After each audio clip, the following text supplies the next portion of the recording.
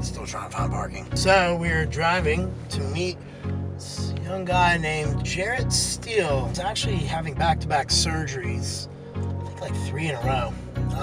Following along with him and his family for a few years on Facebook, so kind of just seeing their journey over time. Don't know them, never met them other than just do social media and just some conversation here and there. So really looking forward to this, kind of sharing his story. I believe he just had an 8th grade kind of final dance, so he's getting ready to go to that beautiful high school life. So looking forward to kind of seeing what he thinks about that and what he's looking forward to and so forth. Obviously, we're still driving around, trying to find a park spot. Need a chauffeur, Logan. If you start driving me around, you can drive me around like little Miss Daisy. I only have so many hands, bro.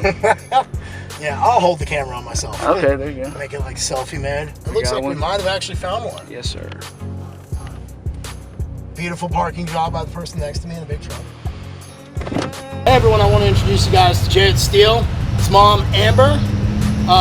Jarrett has osteogenesis imperfecta. What type you got, my man? 3. Type 3.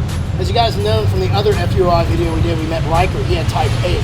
So part of something I'm trying to do is get together all these awesome stories I've gotten to know through social media over the years to be able to kind of showcase them, to bring awareness to osteogenesis imperfecta and their individual journeys. So today we're going to go over with Jarrett and his mother, their individual journey as far as some of his aspirations, where he wants to be, some of the struggles, and currently where he's at and where we're trying to go, where they are trying to go, should I say. So Jarrett, with that said, man, you want to take a moment, kind of introduce yourself, let everyone know, what grade you're in, what your favorite movie is, favorite sports team, any of that. Hi, I'm Jarrett Strong. I go to Lincoln County High School. I'm in the 10th grade.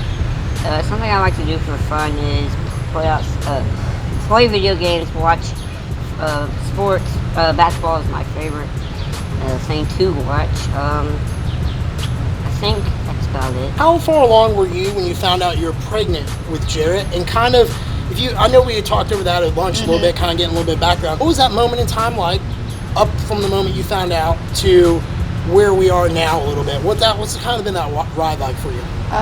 It's been rough. I was 20 weeks pregnant when I found out that Jarrett had some bone deformities in utero. So we were sent to Chattanooga to do testing.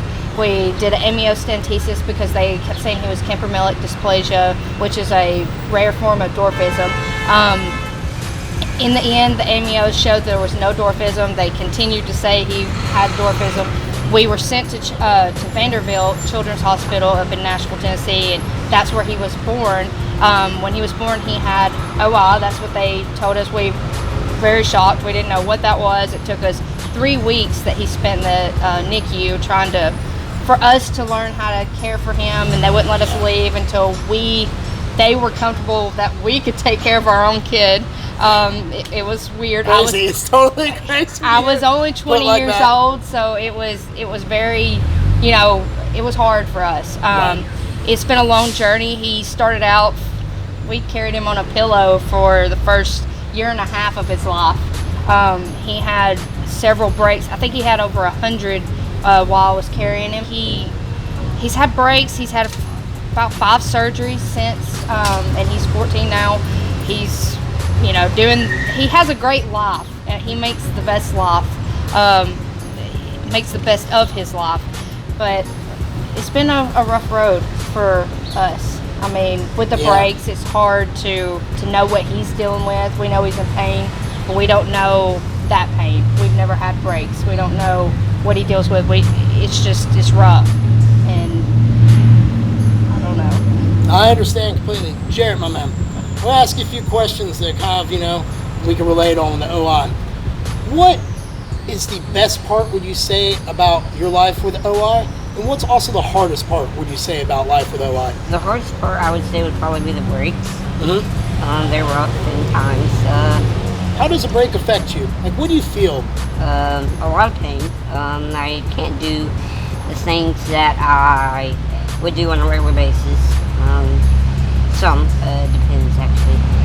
But I can't really move all that as good as I would if I didn't have a break. Some of them are a little bit worse than the others, depending upon how much they actually go through the bone, I guess is what I would say. Because sometimes I'll tell people, like, I know I fractured, but it's more like a stress fracture. Right. Nothing complete, but I can tell I'm off my game as far as how I normally feel. Yes. What's the best part about living with an OI? Ooh, I don't know. There's a lot of good moments. I don't know. I really don't have the best days. I'd say getting to do a lot with my family, a lot. Dude, Them that's taking awesome. me places and getting to them doing things for me, I guess. Your friends? Yeah, my He has friends. some of the best friends. Yeah. Dude, you do? Well, tell me about who's your... Oh, well, I won't put you on the spot. So we'll just say that all your friends are your best friends to be inclusive. Yeah. But tell me something that, like, some of your friends do for you that maybe makes you stick out to that shows, like, that awesome side that you're talking about. So during school, we don't have. There is aids and things that can help me, but my friend that was in my class this year, he would help me get my books and get them to class or whatever I needed. He would help me get a cup for the water fountain, or Dude, really that's a good friend. whatever I really needed during much. school, and also outside of school, he was a great friend. He would come over. He would get to do things with me, Right. as thanks to my parents for letting them come along, which I know they probably didn't want to deal with us knuckleheads, but they did, and they put up with us. So Yeah, you have some really good friends. Dude, that's awesome. I still remember one of my friends, Charles Gallion, he used to come up and get my Dungeons and Dragons books and put them on his back of my backpack, and then, like, I would crutch down to his house. So Yeah. like, I remember what it was like to have a friend that you could look back on and say that was cool. Yeah. I do want to talk to you about something though. That was kind of, I've been writing a lot for my FUOI story. And something I've been writing about a lot has been, like, some of the bullying and how I was kind of able to harness some of that to be able to use that as fuel to be able to kind of do what I've done with bodybuilding and so forth. Because I remember times I'd go to the gym and just like, can't believe that was said about it, you know, and go take it. How is bullying for you, and how do you, if it does exist and you are bullied, and how do you deal with that? So actually, my school, it's pretty good. I've never really been bullied. I don't think that I know of. I don't think I've That's ever great, been man. bullied. My school, they do really good about keeping it There's from like a no happening. policy. Yeah, their policies are really great about not letting it happen. And the students there, they're really nice. Most of them. Now you can get some of them that are just plain rude, but you just gotta stay away from them and don't mess with them. Dude, you got a good outlook on that. Like, I'll be real honest with you. Like, I talk to a lot of, like, because what I do for coaching, there's a lot of adults who I've trained who were bullied. And that was a hard part for them. Either in high school, they were overweight or really skinny. And they have always kind of carried this negative outlook to their adult lives. And I never did that. And it sounds like you don't have that either. So that will help you out as you get older. Now, I do want to ask, what are some of your favorite hobbies? Favorite hobby? Tell me your video games, man. You just told me hours about that there. Yeah, video games. I like playing Madden, 2K. I like MLB. I've been playing recently. Been playing a lot of Fortnite, but it's a crazy game. Keegan, my youngest, Yeah. Fortnite, he's grounded from it for a little bit. I was doing a show, and I came down the stairs in the morning at 2:30 to do my morning cardio. He's like, hey, Dad. And I was Oh, like, what? no. It's like, you didn't go to bed? He's like, oh, I lost track of time. It's like, no more Fortnite. It just He's been sounds out of the house like the whole summer. That happens a lot out of Yes. I've had some of those Yeah, it experiences, happens a lot. but we won't say any of those in front of Mom. Yeah, that's fair. Yeah, we won't talk about those. Now, there's something cool that you told me in there, which I thought was really, really cool. What are some of your, like, what do you plan on going to college for? And what's your aspirations that you plan on doing? Because when you told me that, I'm thinking, like, man, this guy over here, you know, he's got some limitations, but he doesn't see it like that. He just looks at it as, I'm going to still get there no matter what. So the way you said that with such confidence there that you want to do, like you actually had me believing that, and I believe in you that you're probably going to do it, because like we talked about in there with the OI, it gives you a little bit of that extra grit because you just got to keep going forward. I say about 10 or 11, I was telling everyone that I actually wanted to be a coach, a basketball coach, and I had that in there for, I don't know, I'd say all the way up to I was 14, which I am. And I think here recently, I've just thought about, as I've known, that there's other things to do now, because I've started looking into things, and I've thought about maybe going into sports management, or being an analyst for like either just something small by myself or going on a TV show and doing it, something along those lines. That's awesome, man. That's really cool. Where you want to go to school at? What college you looking at? I mean, my favorite would probably be University of Georgia, but Terrible. All right, we'll forgive you. We'll forgive you. Now, Mom, I want to ask you, how do you kind of cope with everything? Because I know, my mom, I was with her so much, I kind of almost became like her best friend to some degrees, maybe. Just I was like that confidant to her at all times. So I was with her so much. Yeah. And I could see the burdens, on her, but as a child, you don't really, something's wrong, but you don't really know what's wrong. So kind of what do you do to kind of keep yourself like mentally and emotionally strong for everyone, that matriarch role? Because I'm sure with the rest of the family and everything else, it's got to be a lot to plan all these surgeries ahead. Yeah, I stay stressed to the max. I'm not even, gonna lie. I worry myself sick over stuff, but I just usually just keep a planner and write everything down for his surgeries. I just kind of stay on top of people, like the doctors, and try to keep all that in line. I don't know that I'm very good for him on, I think I vent and I let it all come out, that my frustration, but I shouldn't.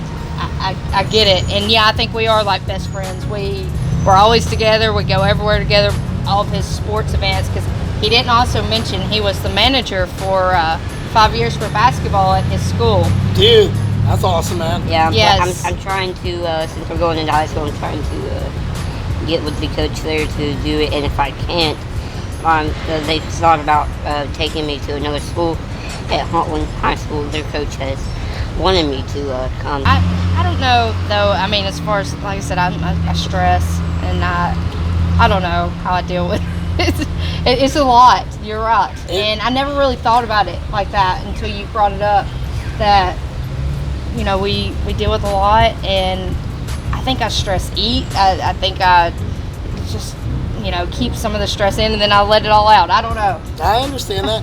What do you kind of do for yourself as far as to kind of, like, what kind of like investments do you do for yourself as far as, because I know my mom used to just read. I remember that. It was always a book. That way she could kind of just check out, so I could do that. Yeah. For her, it was that and laundry.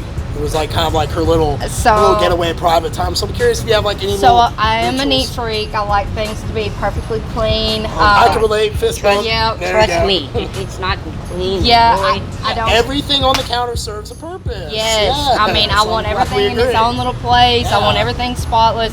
So I think maybe a lot of the stuff like that, I have all this stress, and maybe I take it out on cleaning. And I watch TV, but we have he has a brother. He plays all the sports, so we go to all their games and probably vent That's at awesome. the referees. Yeah, there you go. Probably yell at them a little more than they deserve. Oh, I understand that. I want to finish up with two final questions. So I'm going to Okay. start with you first, and I'm going to Okay. get to you. If you had any parent out there who's watching this with any child with a disability, what would be the first thing you would tell them as they go down this journey? Because you guys are 12, 13 years into this. What advice would you give them? I would tell them to research and not to believe everything they hear from the doctors. We were told a lot of things when he was first born that definitely didn't come true, and there's so much technology, there's so much like research, there's so many articles out there now. Talk with them and try to learn from what they're doing. So Absolutely. I think that's some great advice, because I remember my mom, she was kind of always like, I don't know about that, Yep. She kind of had her own little beliefs. I mean, she would always sprinkle, but as the surgeries progressed, she took more and more control of going to the library and researching and Yeah. things like that. I think that's awesome advice. Jarrett, final questions for you, my man. So you're going to have some kids out there, maybe some adults who will see this video who are kind of going through their own thing, any kind of disability out there. What would be your advice to them to kind of keep that positive attitude that you do? Because I know at your age, that's some real strong mindset you got there, and I'd like for you to kind of share that with them on what advice you could give them. I would say just live life to the fullest. Do what you do, have fun, and don't let nobody tell you different. I mean, that's all I can say. Just do what you do. Absolutely. I was just saying that mom and dad did a good job, because that's a great mindset to have, because John Maxwell always said that attitude determines your altitude, and I cannot say that is so close to being 100% accurate. I'd even say it's 100% accurate. I want to thank you guys for your time. I know you guys were up here at Vanderbilt. Jarrett's got a few surgeries ahead of him, so keep him in your mind. If you guys would like to maybe get him something, some video games, you guys heard he loves sports, feel free to get a hold of me. I'll find out from Mom what stuff he wants. We could bombard him with games as he does his surgery. And again, thank you guys. And, you know, I want to say that, you know, every day I go through work and I go through my life with OI, and there's some days better than others. But after meeting you, man, beautiful day like this, it's just beautiful as all around to see someone like you out there, even though you've got a lot of stuff you're going against, that you're still just smiling and just saying, you know what, is what it is, day by day I get it done. So thank you guys for sharing, man. I really appreciate that. Thank you. And thank you guys for tuning in. Please be sure to share this. Let's get Jarrett's story out there. And as we start building momentum towards doing the FUI documentary I've got looming ahead of me. Thank you guys again.